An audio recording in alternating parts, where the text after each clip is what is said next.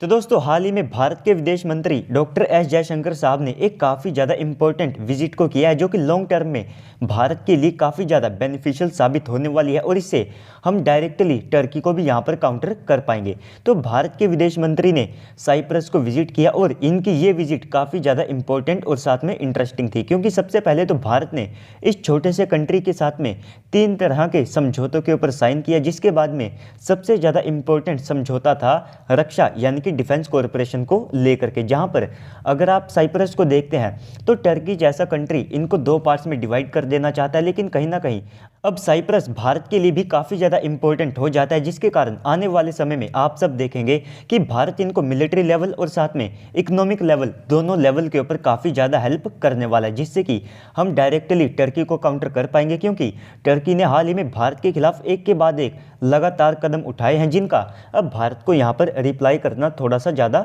आवश्यक हो चुका है। तो दोस्तों इसके बारे में मैं आप सबको बताऊंगा और साथ ही साथ आने वाले समय में आप सबको साइप्रस और भारत के बीच में क्या डिफेंस डील देखने को मिल सकती है उसके बारे में भी मैं एक्सप्लेन करूंगा। लेकिन उससे पहले आप अभी से वीडियो को लाइक करके चैनल को सब्सक्राइब कर दीजिएगा। तो दोस्तों खबर कुछ ऐसी आई है कि साइप्रस जो कि एक छोटा सा कंट्री है और इनको टर्की जैसे बड़े कंट्री के खिलाफ काफ़ी ज़्यादा स्ट्रगल करना पड़ता है। तो अगर आप यहाँ पर साइप्रस को देखते हैं तो इनके पास आप सबको रशियन ओरिजिन के पुराने मिसाइल्स और साथ में एयर डिफेंस सिस्टम देखने को मिल जाएंगे, जो कि टर्की जैसे एडवांस कंट्री के सामने आप सब कह सकते हैं कि कहीं ना कहीं कमजोर पड़ते हैं। तो इस पूरे रीजन में आप सबको टर्की और साथ में ग्रीस की ऐसी वायुसेना देखने को मिलेगी जिनके पास अच्छे खासे फाइटर जेट मौजूद है। और इस पूरे रीजन में ग्रीस ही ऐसा कंट्री है जो कि अपने F-16 फाइटर जेट और साथ में राफेल के साथ में टर्की को काउंटर कर सकता है। लेकिन अगर आप साइप्रस को देखते हैं तो इनकी वायुसेना काफ़ी ज़्यादा छोटी है, इवन कि आज की तारीख में भी इस कंट्री के पास कोई भी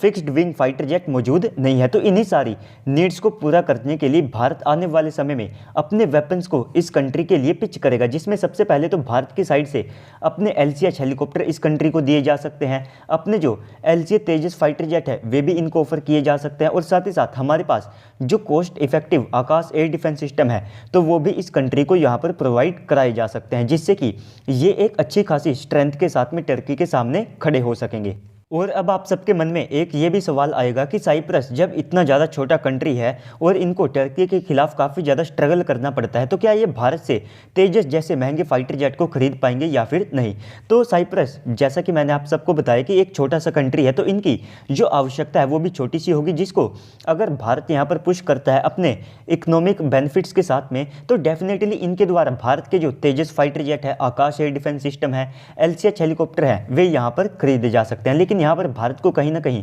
इस कंट्री को फाइनेंशियली भी बैक करना पड़ेगा। तो इससे पहले भी भारत अर्मेनिया के साथ में ऐसा कर चुका है, जहां पर अर्मेनिया ने भारत के साथ में 2000 करोड़ की पिनाका रॉकेट्स की डील की थी। तो जब भारत ने इनके साथ में ये डील की तो उस समय अजरबैजान की साइड से काफ़ी ज़्यादा सॉफ्ट रिएक्शन आया था, क्योंकि उनको लगा कि भारत अब इनके साथ में इस डील को करना छोड़ देगा, क्योंकि उस समय उन्होंने ये कहा था कि भारत को इस रीजन में वेपन सप्लाई नहीं करने चाहिए, क्योंकि इससे दोनों देशों का जो पावर बैलेंस है वो बिगड़ सकता है। लेकिन इसके बाद भी भारत नहीं रुका और हमने इनके साथ में आर्टिलरी गन सिस्टम की जो डील है वो भी यहाँ पर फाइनल कर ली। तो इसके बाद में इनका जो रिएक्शन था वो आप सब कह सकते हैं कि थोड़ा सा यहाँ पर बौखलाया हुआ था, क्योंकि इनके मीडिया ने ये कहा कि भारत के जो वेपन्स हैं वे थर्ड क्लास हैं, इनके जो वेपन्स हैं वे काफ़ी ज़्यादा ख़राब क्वालिटी के होते हैं। तो इस तरह की जो बातें हैं वे अजरबैजान की मीडिया के द्वारा कही गई थी। और ऐसा ही सेम रिएक्शन आप सबको आने वाले समय में टर्की की साइड से दिखाई दे सकता है। तो अगर भारत को यहाँ पर अजरबैजान, पाकिस्तान और साथ में